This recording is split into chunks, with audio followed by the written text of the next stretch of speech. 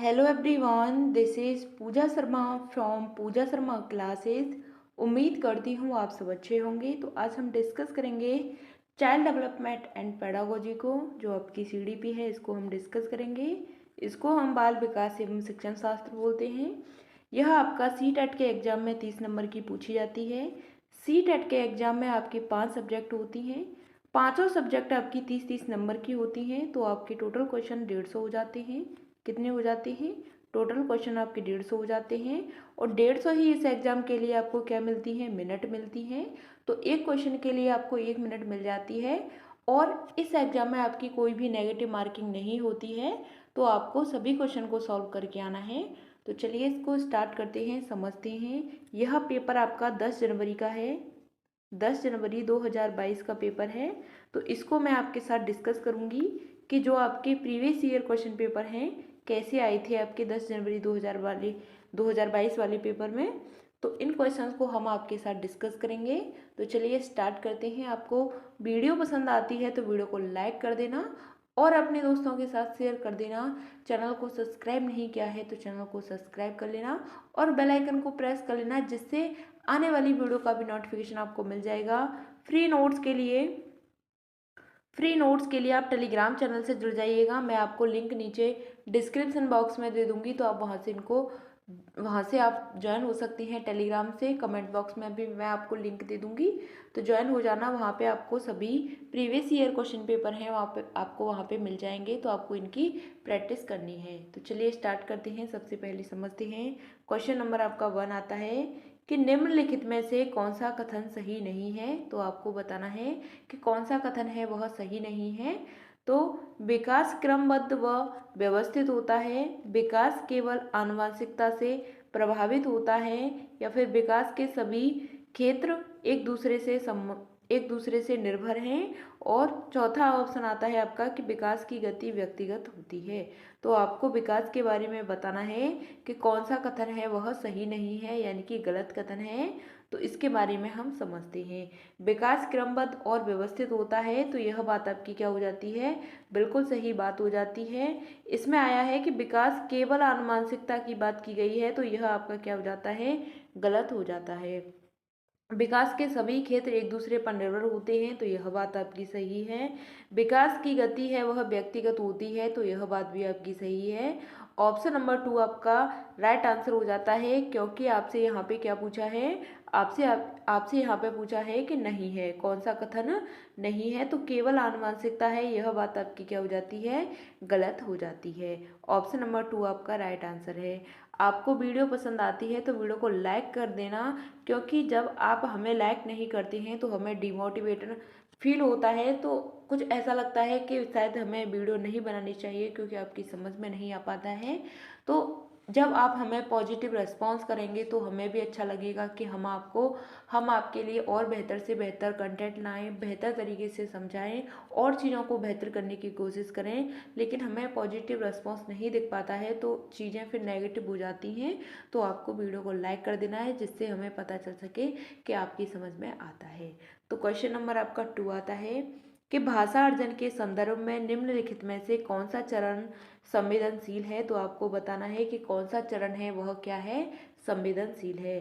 तो जन्म पूर्व अवस्था है, या फिर प्रारंभिक अवस्था है, या किशोरावस्था है, या फिर वयस्क अवस्था है। तो आपको बताना है कि भाषार्जन के संदर्भ में निम्नलिखित में से कौन सा कथन है वह क्या है? संवेदनशील है। तो इसका सही आंसर क्या होता है? प्रारंभिक बाल्यावस्था क्या होता है? अर्ली चाइल्डहुड होता है। ऑप्शन नंबर 2 आपका राइट आंसर हो जाता है। यह अवस्था आपकी होती है 2 से 6 वर्ष की अवस्था होती है। इसको हम क्या बोलते हैं? प्रारंभिक बाल्यावस्था बोलते हैं। यहाँ तक बात क्लियर? और यह आपकी जो अवस्था होती है, कौन सी अवस्था होती है? तो यह आपकी खिलौने की अवस्था होती है। खिलौने की क्या होती है? अवस्था होती है। और यह आपकी क्या होती है? प्री गैंग एज होती है। क्या होती है? प्री गैंग एज होती है। यहाँ तक बात क्लियर? क्वेश्चन नंबर आपका नेक्स्ट आता है।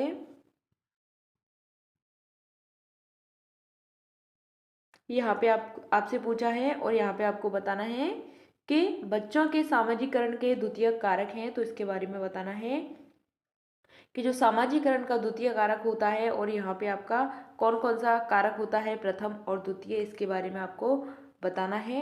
इसमें प्रथम नहीं बताना, आपको क्या बताना है, सिर्फ द्वितीय कारक बताना है। तो इसका आपको सही आंसर बताना है कि परिवार और आस पड़ोस होता है। क्या होता है, परिवार और आस पड़ोस होता है, या फिर धर्म अभिभावक होता है, या फिर स्कूल और धर्म होता है, परिवार और स्कूल होता है। तो इसका सही आंसर क्या होता है, तो यहाँ पे आपका आ जाएगा स्कूल। क्या आएगा, स्कूल आ जाएगा। और यहाँ पे आपका क्या आ जाएगा, धर्म आ जाएगा। यहाँ तक बात क्लियर। स्कूल और धर्म आपके क्या होते हैं, सामाजिकरण के द्वितीय कारक होते हैं। क्या होते हैं, सेकेंडरी एजेंट्स होते हैं। तो ऑप्शन नंबर 3 आपका सही आंसर है। अगर हम प्रथम की बात करते, द्वितीय में आपके स्कूल और धर्म हो गए, प्रथम की बात करती है तो आपका क्या आता, आपका परिवार आता। समाज में बच्चा है सबसे पहले कहाँ पे आता है, परिवार में आता है। क्वेश्चन नंबर नेक्स्ट आता है कि जीन पियाजे के संज्ञानात्मक विकास के अनुसार बच्चे संरक्षण किस अवस्था में कर पाते हैं। तो आपको इसमें बताना है कि बच्चे हैं संरक्षण किस अवस्था में कर पाते हैं। तो सांवेदिक पेशी अवस्था में, या पूर्व संक्रियात्मक अवस्था में, या मूर्त संक्रियात्मक अवस्था में, या फिर अमूर्त संक्रियात्मक अवस्था में। तो आपको बताना है कि जीन पियाजे के संज्ञानात्मक विकास के अनुसार बच्चे हैं वह संरक्षण कौन सी अवस्था में कर पाते हैं। तो इसको आपको सही आंसर बताना है। इसका क्या सही आंसर होता है कि जो वस्तु स्थायित्व की बात करते हैं या फिर संरक्षण की बात करते हैं तो कौन सी अवस्था में कर पाते हैं बच्चे। तो ऑप्शन नंबर 3 आपका राइट आंसर हो जाता है। कौन सी अवस्था में, मूर्त संक्रियात्मक अवस्था में। मूर्त संक्रियात्मक अवस्था में क्या करते हैं बच्चे, चीज़ों का क्या करते हैं, संरक्षण करते हैं और क्या करते हैं, वस्तु स्थायित्व इसी अवस्था में करते हैं। कौन सी अवस्था होती है, मूर्त संक्रियात्मक अवस्था होती है, जो आपकी 7 से 11 वर्ष की अवस्था होती है। कितनी अवस्था होती है, 7 से 11 वर्ष की अवस्था होती है। कौन सी अवस्था होती है, मूर्त संक्रियात्मक अवस्था। इसमें बच्चे वस्तु स्थायित्व करना सीख जाते हैं और चीज़ों का क्या करते हैं, संरक्षण करना स्टार्ट कर देते हैं। क्वेश्चन नंबर आपका नेक्स्ट आता है। इसमें समझते हैं कि जो संवेदीगामक अवस्था होती है यह 0 से 2 वर्ष होती है। आगे बात करते हैं पूर्व संक्रियात्मक अवस्था में, तो यह 2 से आपकी 7 वर्ष होती है। मूर्त संक्रियात्मक अवस्था की बात करते हैं तो 7 से 11 वर्ष होती है। नेक्स्ट बात करते हैं अमूर्त संक्रियात्मक अवस्था की, तो यह आपकी 11 से 15 वर्ष होती है। यहाँ तक बात क्लियर। यह किसने दी थी जो अवस्थाएं हैं, तो यह जीन पियाजे ने दी थी। किसने, जीन पियाजे ने 4 अवस्थाओं के बारे में बताया है। तो आपको यहाँ से 2 क्वेश्चन तो देखने को मिलेंगे ही, 3 भी हो सकती हैं। तो आपको इस टॉपिक को अच्छे से समझना है, बाकी मैंने इसको करा भी दिया है तो आप इसको देख सकते हैं। क्वेश्चन नंबर आपका नेक्स्ट आता है, क्वेश्चन नंबर 5 है कि मूर्त संक्रियात्मक अवस्था के बच्चों को पढ़ाते हुए एक शिक्षिका क्या नहीं करना चाहिए, यानी एक शिक्षिका को क्या नहीं करना चाहिए। तो आपको बताना है, तो वर्गीकरण के मौके देना, या ऐसी समस्याएं देना जो अमूर्तता की आवश्यकता हो, या क्रमित करने का कार्य देना, या फिर मूर्त संसाधन देना। तो आपको इसमें इसका सही आंसर बताना है। तो इसका सही आंसर होता है ऑप्शन नंबर 2, ऐसी समस्याएं देना जिनमें अमूर्तता की आवश्यकता हो। क्या देना, ऐसी समस्याएं देना जिनमें अमूर्तता की आवश्यकता हो। ऑप्शन नंबर 2 आपका सही आंसर हो जाता है, क्योंकि आपसे क्या पूछा है, नहीं वाला पूछा है। वर्गीकरण के मौके देना यह आपका पॉजिटिव होता है, और क्रमित करने के कार्य देना यह भी आपका क्या होता है, पॉजिटिव होता है। मूर्त संसाधन देना यह भी आपका पॉजिटिव हो जाता है। इसलिए आपसे यहाँ पे नेगेटिव पूछा है तो आपको नेगेटिव देखना है, क्योंकि ऐसी समस्या देना जिनमें अमूर्तता की आवश्यकता हो। ऑप्शन नंबर 2 आपका राइट आंसर है। क्वेश्चन नंबर आपका नेक्स्ट आता है, क्वेश्चन नंबर 6 है आपका कि 4-5 वर्ष की उम्र के बच्चे अक्सर अपने आप से बातचीत करते हैं, लेकिन वाइगोत्स्की के अनुसार यह वाक्य क्या है, उनकी आत्म केंद्रिता को दर्शाता है, या फिर उनके संज्ञानात्मक विकास में बाधा डालता है, या उनके सामाजिक विकास में बाधा डालता है, या ऑप्शन नंबर 4 है आपका कि उनको अपनी सोच नियमित करने में मदद करता है।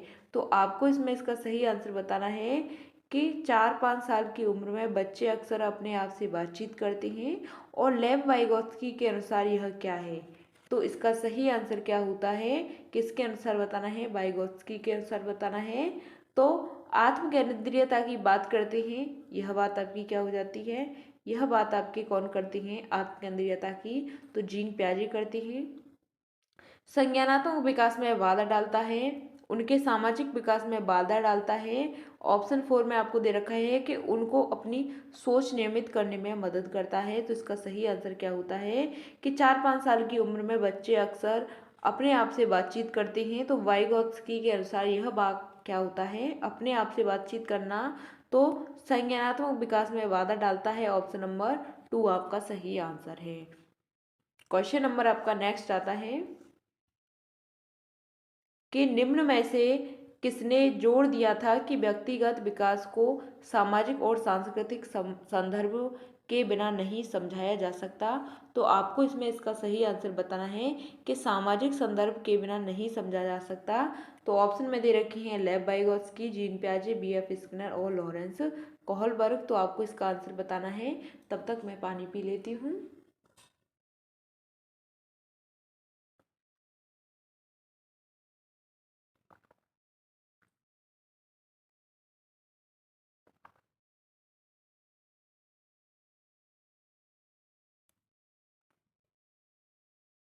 सामाजिक सांस्कृतिक संदर्भ की बात करते हैं के बिना नहीं समझाया जा सकता। सामाजिक सांस्कृतिक संदर्भ के बिना नहीं समझाया जा सकता। तो इसका सही आंसर क्या है, ऑप्शन नंबर 1 आपका सही आंसर हो जाता है। क्योंकि जो लेव वाइगोत्स्की हैं यह सामाजिक संस्कृति की बात करते हैं, हमेशा किसकी बात करते हैं, हमेशा समाज और संस्कृति की बात करते हैं। ऑप्शन नंबर 1 आपका राइट आंसर हो जाता है। जीन पियाजे की बात करते हैं तो इनका विकास के सिद्धांत का नाम था संज्ञानात्मक विकास के सिद्धांत, और विकासात्मक विकास का और ज्ञानात्मक विकास का सिद्धांत। यहाँ तक बात क्लियर। और यह रहने वाले कहाँ के थे, तो यह स्विट्जरलैंड के रहने वाले थे। कहाँ के थे, स्विट्जरलैंड के रहने वाले थे। बी.एफ. स्किनर की बात करते हैं तो इन्होंने आर टाइप की थ्योरी दी थी, आर टाइप की थ्योरी दी थी। लॉरेंस कोहलबर्ग की बात करते हैं तो इन्हें हम नैतिक विकास के सिद्धांत के नाम से जानते हैं। किसके विकास के नाम से, नैतिक विकास के सिद्धांत के नाम से जानते हैं। यहाँ तक बात क्लियर। और हम लेव वाइगोत्स्की की बात करते हैं, जहाँ पे आपको समाज संस्कृति की बात दिख जाए वहाँ पे आपके क्या होंगे, लेव वाइगोत्स्की होंगे। क्वेश्चन नंबर आपका नेक्स्ट आता है कि लॉरेंस कोहलबर्ग के द्वारा प्रतिपादित नैतिक विकास के स्तर पर व्यक्ति यह तर्क देते हैं कि केवल समाज ही तय कर सकता है कि क्या सही है और क्या नहीं है। एक समाज ही तय कर सकता है कि क्या सही है और क्या गलत है।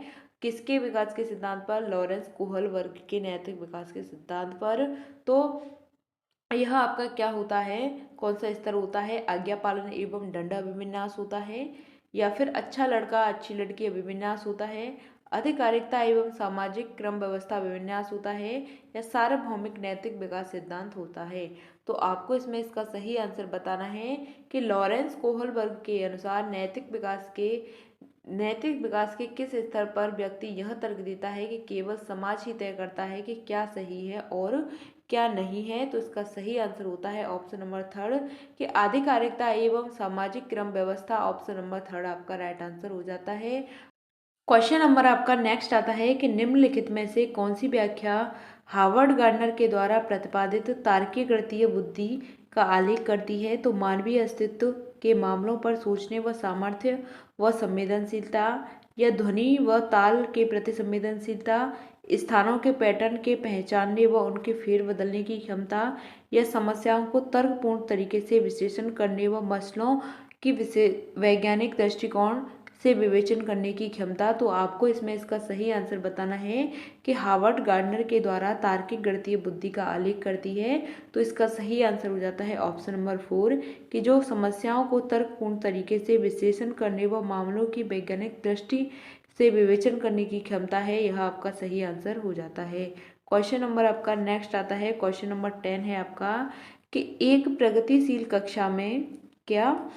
प्रगतिशील कक्षा में अधिगम क्या होता है। तो अंतः क्रिया व संवाद के द्वारा होता है, या फिर शिक्षकों के अधिगमकर्ताओं के द्वारा एक तरफा प्रसारण के रूप में होता है, या निष्क्रिय अधिग्रहण के द्वारा होता है, या केवल अधिगमकर्ता की जिम्मेदारी व शिक्षकों की कोई भूमिका नहीं है। तो आपको इसमें इसका सही आंसर बताना है कि एक प्रगतिशील कक्षा में अधिगम क्या होता है। तो इसका सही आंसर होता है अंतःक्रिया व संवाद के द्वारा होता है। कैसे होता है? अंतःक्रिया के द्वारा, यानी कि इंटरेक्शन के द्वारा और डायलॉग के द्वारा यह आपका प्रगतिशील शिक्षा में विकास होता है।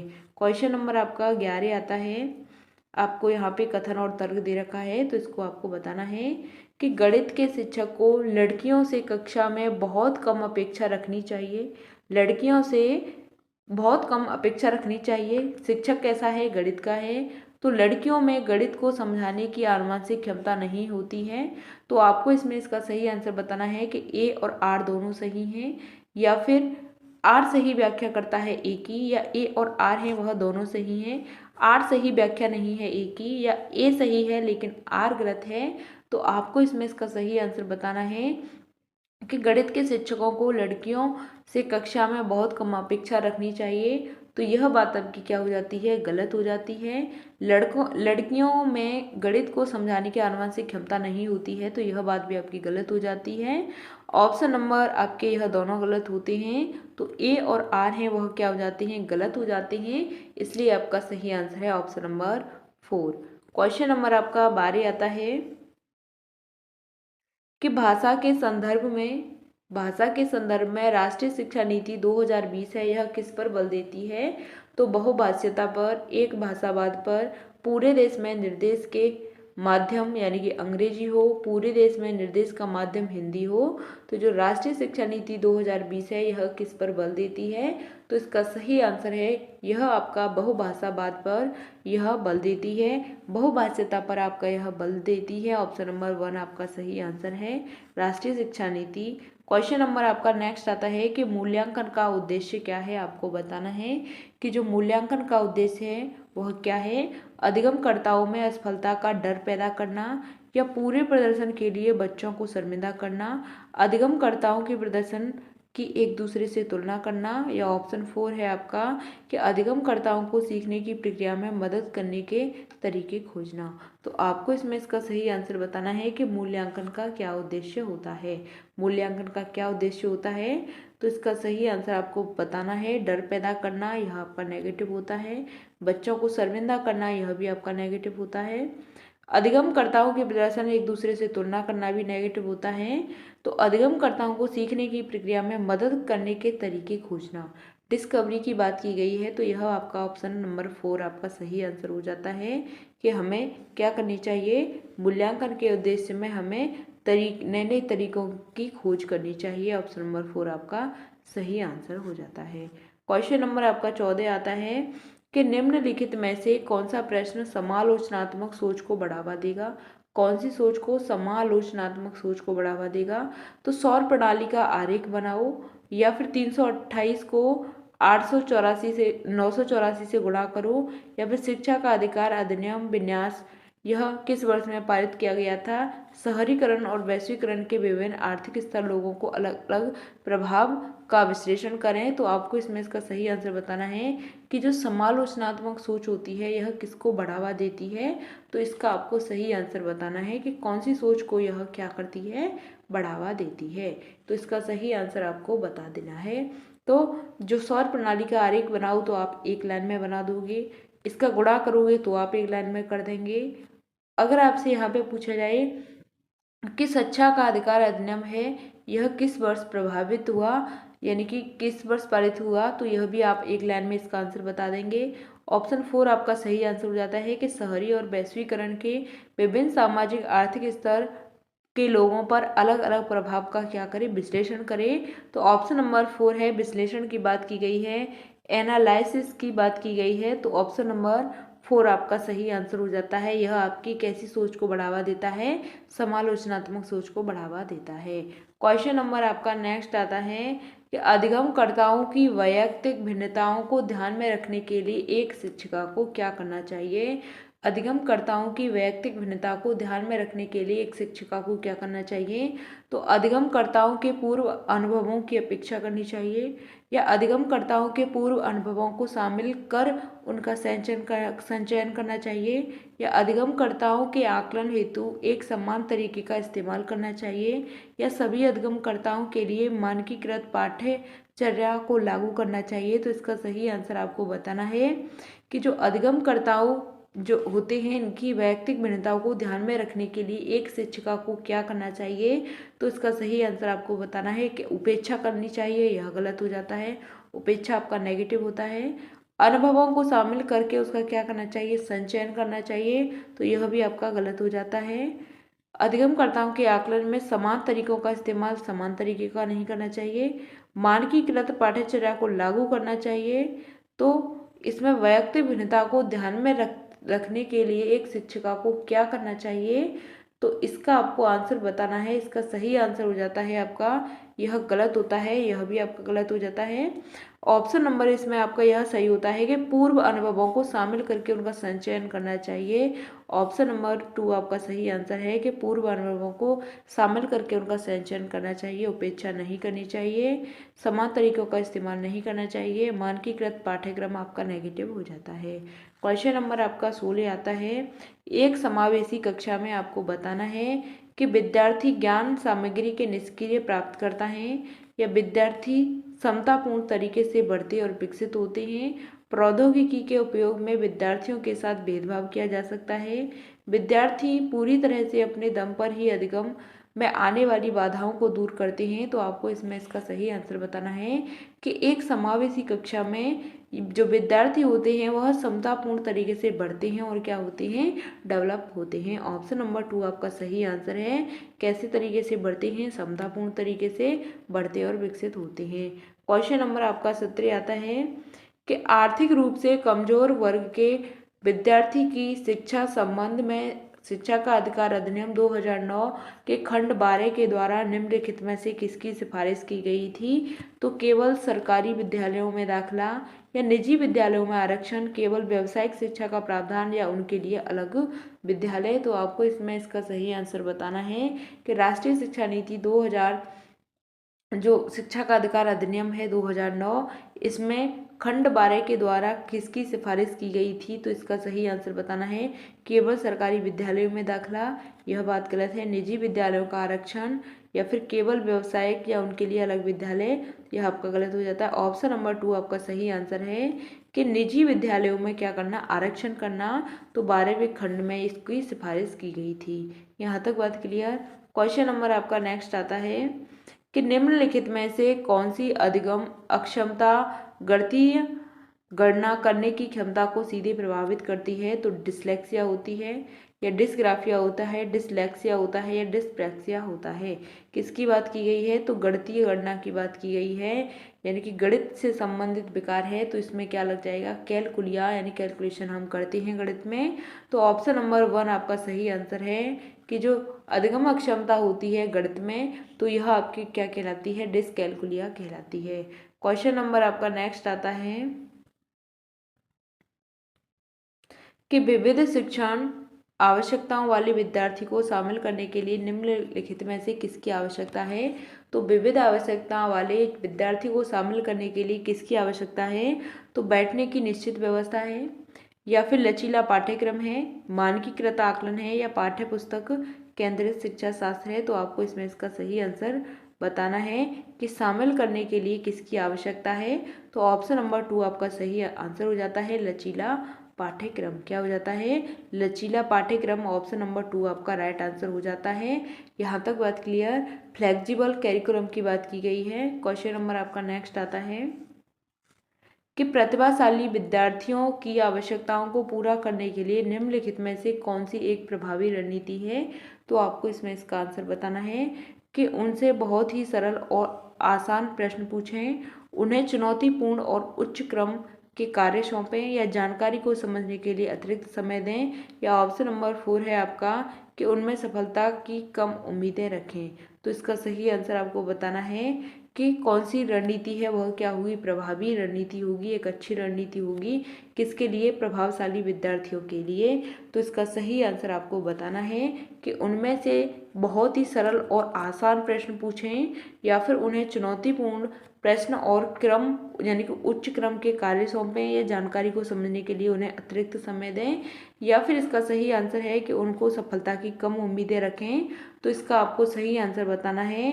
ऑप्शन नंबर 2 आपका सही आंसर हो जाता है कि उनको चुनौतीपूर्ण और उच्च क्रम के कार्य सौंपें। ऑप्शन नंबर 2 आपका सही आंसर हो जाता है।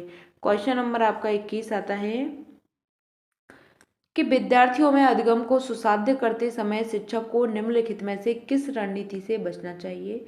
तो इसका आपको आंसर बताना है कि कौन सी रणनीति से बचना चाहिए शिक्षक को। तो संकल्पना मानचित्र से, या खोजी अधिगम से, सहज अनुमान लगाने से, या निष्क्रिय नकल से। तो इसका आपको सही आंसर बताना है कि कौन सी रणनीति है उससे हमें क्या करना चाहिए, बचना चाहिए। तो ऑप्शन नंबर इसकी संकल्पना मानचित्रण, यह आपका गलत हो जाता है। वैसे तो आपका सही होता है, पॉजिटिव होता है, लेकिन आपसे बचना चाहिए यानी नेगेटिव की बात की गई है, तो आपको इसमें नेगेटिव ढूंढना है। खोज अधिगम यह आपका पॉजिटिव होता है। सहज अनुमान यह भी आपका पॉजिटिव। निष्क्रिय नकल यह आपका क्या होता है, नेगेटिव हो जाता है। तो हमें निष्क्रिय नकल से बचना चाहिए। ऑप्शन नंबर 4 आपका सही आंसर हो जाता है। क्वेश्चन नंबर आपका नेक्स्ट आता है कि अधिगम अर्थपूर्ण अधिगम को सुसाध्य करने हेतु सूचना प्रसंस्करण का निम्नलिखित में से कौन सा तत्व सहायक है, आपको बताना है। गैर संदर्भीकरण है, या विस्तारण है, या उद्दीपन प्रतिक्रिया अनुबंध है, या रट कर याद करना है। तो इसका सही आंसर आपको बताना है कि सूचना का प्रसंस्करण है वह कौन सा तथ्य सहायक है इसमें। तो इसका सही आंसर क्या होता है, गैर संदर्भीकरण, यह गलत हो जाता है। विस्तारण आपका सही है। उद्दीपन अनुक्रिया यह गलत है, और रटकर याद करना यह भी गलत है। ऑप्शन नंबर 2 आपका सही आंसर हो जाता है। इंक्वायरी बेस्ड नहीं, यह आपका यहाँ से नहीं। अधिगम, दोबारा से समझो। अधिगम जो अर्थपूर्ण अधिगम होता है यानी कि मीनिंगफुल जो सीखना होता है, इसको सुसाध्य करने के लिए क्या करना चाहिए, कौन सा तत्व है वह सहायक है। तो इसका सही आंसर आपको बताना है, क्या हो जाता है।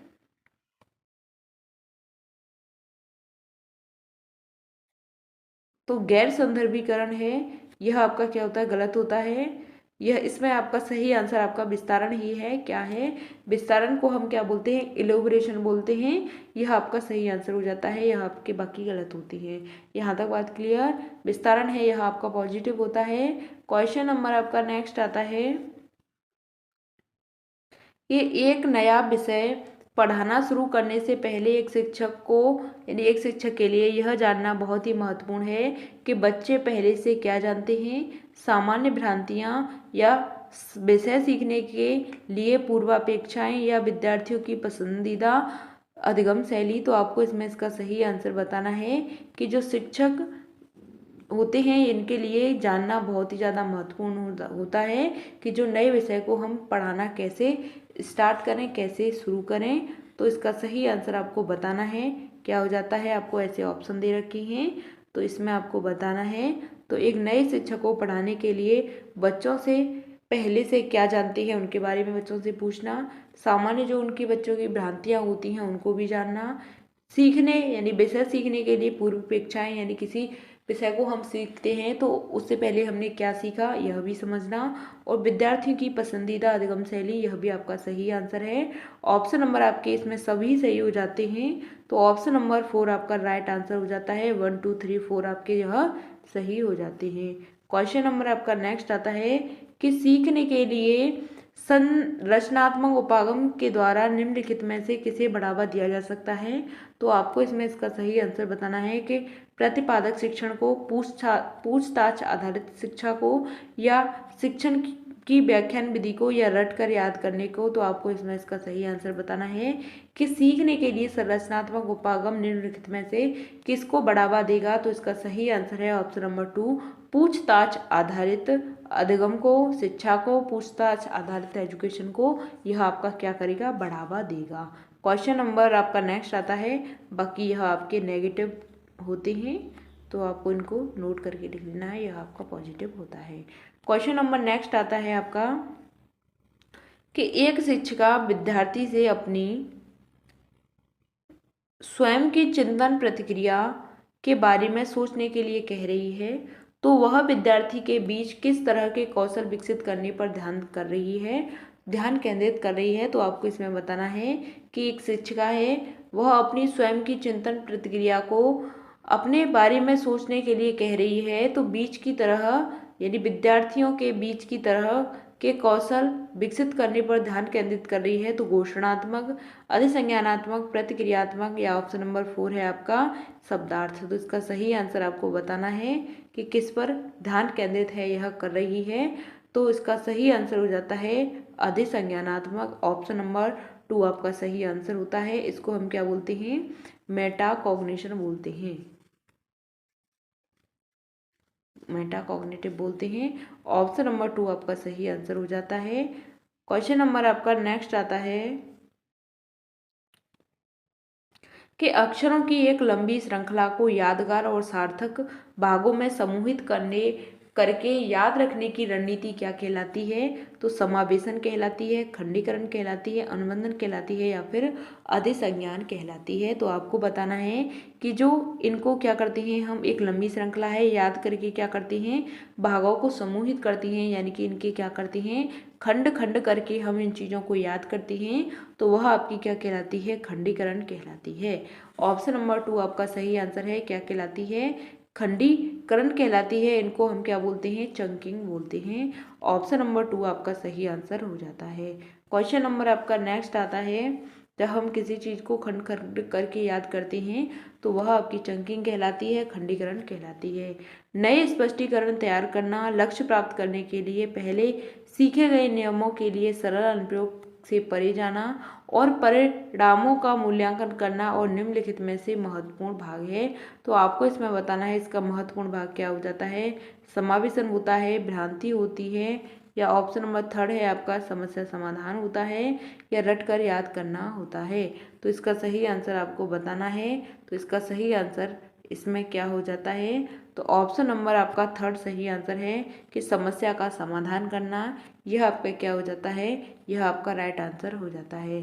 क्वेश्चन नंबर आपका 28 आता है कि शिक्षकों को किसी संप्रत्यय के संदर्भित विद्यार्थियों के द्वारा ग्रहण भांति वैकल्पिक अवधारणाओं की उपेक्षा करनी चाहिए, या फिर रीजन दे रखा है कि भ्रांतियां अत्यंत गलत होती हैं लेकिन तर्कहीन चिंतन प्रक्रिया दर्शाती है, और सही विकल्प चुने। तो आपको इसमें इसका सही आंसर बताना है कि ए और आर है वह दोनों सही हैं। आर सही व्याख्या करता है ए की, ए और आर दोनों सही हैं लेकिन आर सही व्याख्या नहीं है ए की। ए सही है लेकिन आर गलत है, ए और आर है यह आपके दोनों गलत हैं।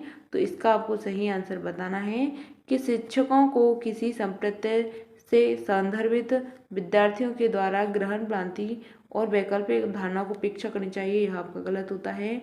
भ्रांतियाँ अत्यंत गलत होती हैं और तर्कहीन चिंतन की प्रक्रिया को दर्शाता है, यह भी आपका गलत है। तो दोनों आपके क्या हो जाते हैं, गलत हो जाते हैं। क्या हो जाते हैं, दोनों ही आपके गलत हो जाते हैं। ऑप्शन नंबर 4 आपका सही आंसर हो जाता है। क्वेश्चन नंबर आपका 29 आता है कि संवेगों से संबंधित समकालीन मनोवैज्ञानिक सिद्धांत संज्ञानात्मक और भागात्मक प्रतिक्रियाओं के संबंध को किस तरह देखते हैं। तो दोनों एक दूसरे से क्या हैं, स्वतंत्र हैं, दोनों एक दूसरे से गुथे हुए हैं, केवल भावनाएं ही संज्ञानात्मक यानी कि संज्ञान को प्रभावित करती हैं, या ऑप्शन 4 है आपका कि केवल संज्ञान ही भावनाओं को प्रभावित करती है। तो आपको इसमें इसका सही आंसर बताना है कि संवेगों से संबंधित समकालीन मनोवैज्ञानिक सिद्धांत संज्ञानात्मक और भावात्मक प्रतिक्रियाओं के संबंध को किस प्रकार देखते हैं। तो इसका आपको सही आंसर बताना है। तो एक दूसरे से क्या होते हैं, स्वतंत्र होते हैं, एक दूसरे से गुथे हुए होते हैं, तो यह बात आपकी सही है। संज्ञानात्मक यानी कि केवल भावनाओं को, संज्ञान को प्रभावित करती है, नेगेटिव होता है। ऑप्शन नंबर 2 आपका राइट आंसर हो जाता है। क्वेश्चन नंबर आपका नेक्स्ट आता है, क्वेश्चन नंबर 30 है आपका कि विद्यार्थी सीखने के लिए प्रेरित महसूस करते हैं जब कार्य होता है। तो विद्यार्थी सीखने के लिए प्रेरित महसूस करते हैं तो जब कार्य होता है तो मूर्त और अत्यंत जटिल होता है, या फिर उनकी वास्तविक दुनिया से जुड़ा हुआ होता है, या फिर अप्रासंगिक होता है, या ऑप्शन 4 है आपका कि बिल्कुल चुनौतीपूर्ण नहीं होता है। तो इसका सही आंसर होता है ऑप्शन नंबर 2 कि उनकी वास्तविक दुनिया से जुड़ा हुआ होता है, क्या होता है, उनकी वास्तविक दुनिया से जुड़ा हुआ होता है।